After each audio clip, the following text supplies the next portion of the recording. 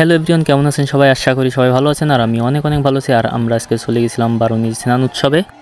আর এটা অনুষ্ঠিত হয়েছিল খুলনা জেলার পাইকগাছা উপজেলা কপিলমুনি নামক একটি স্থানে। তো আমরা সকালে সবাই রেডি হয়ে বেরিয়ে পড়লাম স্নানের উদ্দেশ্যে। আর সেখানে যে দেখি অনেক লোকের ভিড়। শুধু এখানে স্নান উৎসবই অনুষ্ঠিত হয় না, আর এর পাশেই ছিল পীর জাফর আউলিয়ার মাজার শরীফ, আর তার পাশেই ছিল বেদ মন্দির, যার প্রতিষ্ঠাতা রায় সাহেব বিনোদ বিহারী সাধু।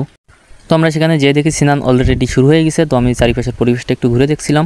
তো এখানে বেশ কিছু মেলাও বসছে, আর এখানে পরিবেশটা অনেকটাই ভালো ছিল। আর এখানে মহিলাদের ড্রেস চেঞ্জ করার জন্য আলাদা একটা জায়গা করা ছিল, আর এটা সব থেকে বেশি ভালো লাগছে।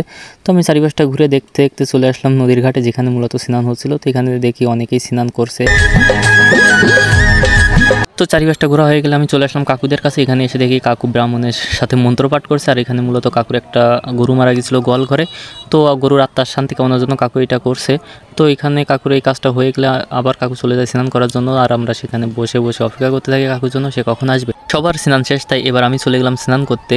তো আমি যে দেখে ঘাটে প্রচণ্ড ভিড়, তারপরেও বেশ কিছু সময় অপেক্ষার পর আমিও চলে গেলাম স্নান করতে। স্নান করে উঠে দেখি এখানে একটা লোক গায়ে কাদা মাখছে, কেন মাখছে জানি না। এরপর দেখা হলো মহাদেবের সঙ্গে, তার কাছে একটু প্রণাম জানিয়ে আবার চলে গেলাম ড্রেস চেঞ্জ করার জন্য। তো তখন পুরোটাই খালি গায়ে ছিলাম, যেটা একদম বিরক্তিকর ছিল। তারপরেও কিছু করার নেই, কারণ আমি এক্সট্রা কোনো টি শার্ট নিয়ে যাইনি। তো এরপরে ড্রেস চেঞ্জ করে চলে আসলাম মন্দিরে। আর এটা হচ্ছে পাঠা বলি দেওয়ার জন্য যে হাড়িকাঠ বলে এটা। তো এখানে পাশাপাশি দুইটা মন্দির আছে, একটা কালী মন্দির, একটা শিব মন্দির। এটা শিব মা কালীর প্রতিমা, আর পাশেরটাই শিব মন্দির। এখানে অনেকেই শিবের মাথায় জল ঢালছিল। তো দূর থেকে দেখেই চলে আসলাম, কারণ কাছে যাওয়ার কোনো অপশানই ছিল না, অনেক লোকের ভিড় ছিল তার জন্য। আর মন্দির থেকে বেরিয়ে চলে গেলাম মেলাতে। তো এখানে অল্প একটা দোকান আসছিল, আর তাদের জিনিসের দামগুলোও ছিল অনেক বেশি। তো এখানে কেনাকাটারও কোনো সুযোগ পেলাম না দাম বেশি থাকার কারণে। তো চলুন আপনাদের পুরো মেলাটাকে একটু ঘুরিয়ে দেখাই। হরি বলা হরিতে জগৎ ভোলা, কি মোর হরি বলা হরিতে জগৎ ভোলা। চুড়াইয়া দিতাব জ্বালা, চুড়াইয়া দিতাব জ্বালা, ব্যথা করে দূর। হরি বলা হরি বলো আনন্দ মধুর রে, হরি বলা হরি বলো আনন্দ মধুর।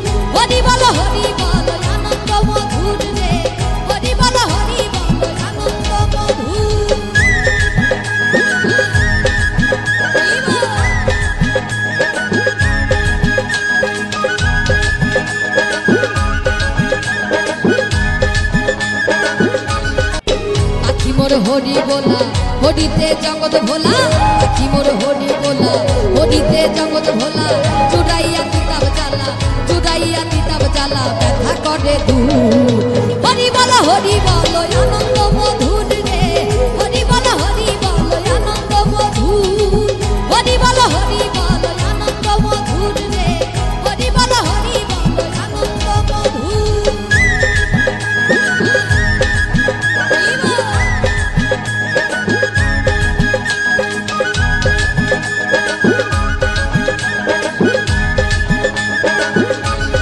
মেলা থেকে বেরিয়ে আমরা চলে যাই পীর জাফর আউলিয়ার মাজারে। তো সেখানে কিছু সময় থেকে তারপর চলে যাই বেদ মন্দিরে।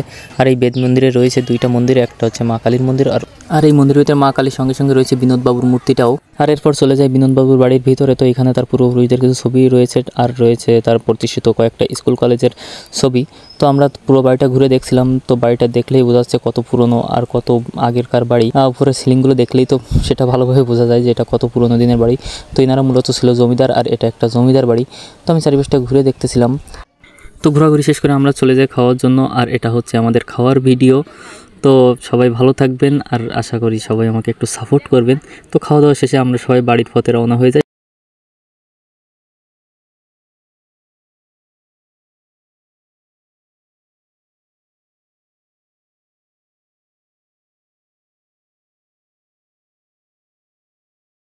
আমাদের ঘোরা শেষ হলে আমরা এবার চলে যাই খাওয়া দাওয়া করার জন্য। তো অবশেষে আমাদের খাওয়া দাওয়া করে আমরা বাড়ির পথে রওনা হলাম। আর এটা হচ্ছে আমাদের সেই খাওয়া দাওয়ার ভিডিও। তো সবাই ভালো থাকবেন, আর আমাকে বেশি বেশি করে একটু সাপোর্ট